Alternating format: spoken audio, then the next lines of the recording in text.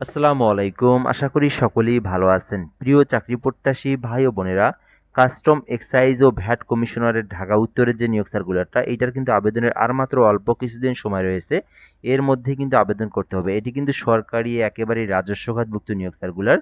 তো আজকের এই ভিডিওর মাধ্যমে এই নিয়োগ সার্কুলারটা নিয়ে আপনাদেরকে বিস্তারিত তথ্যগুলো জানাবো। এখানে পদের নাম রয়েছে, পদসংখ্যা, বেতন স্কেল, শিক্ষাগত যোগ্যতা। আপনার যে শিক্ষাগত যোগ্যতা রয়েছে সেই শিক্ষাগত যোগ্যতা অনুযায়ী আপনি কোন পদে আবেদন করবেন সে বিষয়টা আপনি এই ভিডিওর মাধ্যমে জেনে নিতে পারবেন। তো সম্পূর্ণ ভিডিওটা একেবারেই ধৈর্য সহকারে শেষ পর্যন্ত দেখার জন্য অনুরোধ করা হলো। তো আরেকটা বিষয় আপনাদেরকে বলে রাখি, যেটা খুবই গুরুত্বপূর্ণ বিষয়। যারা আমাদের ভিডিওটা ফেসবুক থেকে দেখতেছেন, জব প্লাস বিডি আমাদের ফেসবুক পেজের নাম। যদি এই পেজে আপনি নতুন হয়ে থাকেন অবশ্যই পেজটি ফলো করে রাখবেন। আর যদি আপনি আমাদের এই ইউটিউব থেকে দেখে থাকেন, এম আর রাহিয়ান হাসান এই চ্যানেল, যদি আপনি নতুন হয়ে থাকেন এই চ্যানেলে অবশ্যই সাবস্ক্রাইব করে বেল আইকনটা বাজিয়ে রাখবেন।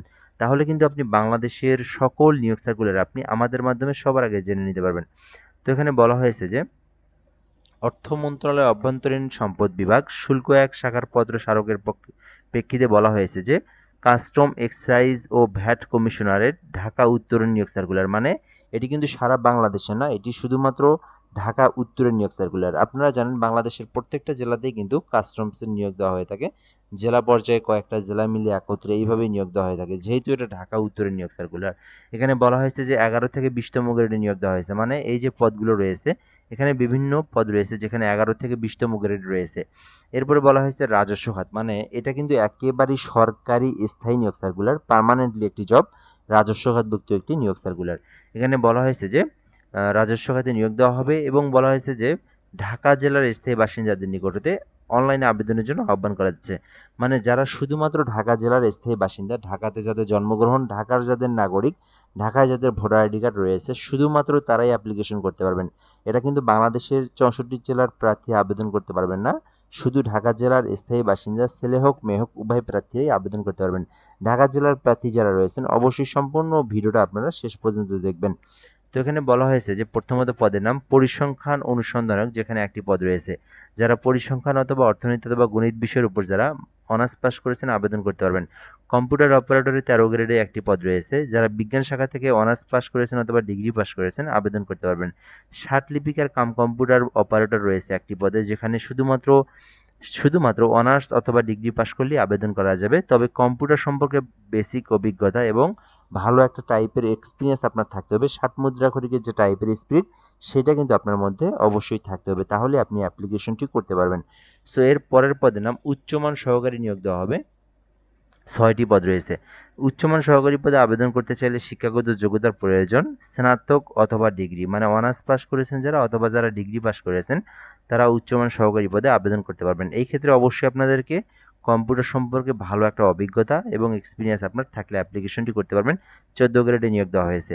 এর পরের পদের নাম কেশিয়ার, 2টি পদ রয়েছে। যারা বাণিজ্য শাখা থেকে অনার্স পাস অথবা ডিগ্রি পাস করেছেন কেশিয়ারে আবেদন করতে পারবেন, এটিও কিন্তু 14 গ্রেডে নিয়োগ দেওয়া হয়েছে। এছাড়াও রয়েছে ষাট মুদ্রাক্ষরিক কাম কম্পিউটার অপারেটর, 3টি পদ রয়েছে। তো এই ক্ষেত্রে আবেদন করতে চাইলে আপনার শিক্ষাগত যোগ্যতার প্রয়োজন স্নাতক অথবা ডিগ্রি, মানে অনার্স পাস অথবা ডিগ্রি পাস।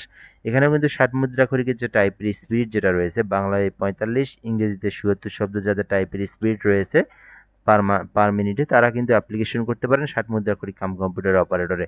এছাড়াও ডাটা এন্ট্রি কন্ট্রোল অপারেটর রয়েছে একটি পদে, যেখানে শুধুমাত্র উচ্চ মাধ্যমিক, এটাতে কিন্তু আলাদা কোনো আপনার কিন্তু অনার্স পাসেরও প্রয়োজন নাই, ডিগ্রি পাসেরও প্রয়োজন নাই, শুধুমাত্র উচ্চ মাধ্যমিক এইচএসসি পাস করে আবেদন করতে পারবেন ডাটা এন্ট্রি কন্ট্রোল অপারেটর এই পদটিতে। এরপরে রয়েছে ডেসপাচ রাইডার, যেখানে শুধুমাত্র উচ্চ মাধ্যমিক থাকলে আবেদন করতে পারবেন। ফটোকপি অপারেটর রয়েছে 4টি পদে, যেখানে শুধুমাত্র উচ্চ মাধ্যমিক মানে এইচএসসি পাশে আবেদন করতে পারবেন। সো এই নিয়োগ সার্কুলারে আপনার যে শিক্ষাগত যোগ্যতা সেই শিক্ষাগত যোগ্যতা অনুযায়ী আপনি যে পদে ইচ্ছা সেই পদে অ্যাপ্লিকেশনটি করতে পারবেন। অ্যাপ্লিকেশন করতে বয়স থাকতে হবে অবশ্যই 18 হতে 32 বছর পর্যন্ত, তাহলে আবেদন করতে পারবেন। এবং অবশ্যই ঢাকা জেলার মানে ঢাকা জেলার স্থায়ী বাসিন্দা হতে হবে, তাহলে আবেদন করতে পারবেন। এই যে এখানে দেখতে পারতেছেন ঢাকা জেলার স্থায়ী বাসিন্দার নাগরিক, শুধু তারাই অ্যাপ্লিকেশন করতে পারবেন, অন্য ক্ষেত্রে কিন্তু আবেদন করতে পারবেন না। এর পরবর্তী বিষয়গুলো দেখবো আবেদন সংক্রান্ত প্রসেস। এখানে আবেদনের জন্য যে লিঙ্ক দেখতে পারতেছেন, এই যে আবেদনের লিঙ্ক, এই যে ঢাকা DKN VAT টেলিটক.com BD, এই যে এই লিঙ্কটা দেখতে পারতেছেন, যারা নিজেরা অ্যাপ্লিকেশন করতে পারেন, লিঙ্কটাতে প্রবেশ করে আপনার সামনে একটা ফর্ম চলে আসবে। ওই ফর্মটা পুরো অ্যাপ্লিকেশনটা মানে ওই ফর্মটা পূরণ করবেন। পার্সোনাল তথ্য, এডুকেশনাল কোয়ালিফিকেশন, ছবি, স্বাক্ষর এগুলো দিয়ে আপনার আবেদনটা সম্পূর্ণ করবেন। আবেদনটা সম্পূর্ণ করা হয়ে গেলে আপনাদেরকে সরকারি ফি যেটা এটা কিন্তু পেমেন্ট করতে হবে। তো এখানে বলা হয়েছে কেউ যদি ১ নাম্বার কর্মীকে আবেদন করেন ১৬৮ টাকা এবং ২ থেকে ৭ নাম্বার কর্মীকে আবেদন করলে ১১২ টাকা ফি জমা দিতে হবে, ঠিক আছে? এবং এটি জমা দেওয়ার প্রসেসটা বলে দিই। DKNVAT space user ID 163 number send করবেন। পরবর্তী পিন নাম্বার দিয়ে আপনারা 163 নাম্বার সেন্ড করলে আপনার পেমেন্ট কিন্তু সম্পূর্ণ হয়ে যাবে। তো এই ছিল আজকের ভিডিও। আজকের নিয়োগ সার্কুলার নিয়ে আপনাদেরকে বিস্তারিত তথ্যগুলো জানানো হইলো। যারা আবেদন করতে চান দ্রুত সময়ের মধ্যে কাস্টম এক্সাইজ ও ভ্যাট কমিশনার ঢাকা উত্তরের এই নিয়োগ সার্কুলারে আবেদন করে নিন। ধন্যবাদ। এ পর্যন্ত আজকের ভিডিওটা। ভালো থাকবেন। আসসালামু আলাইকুম।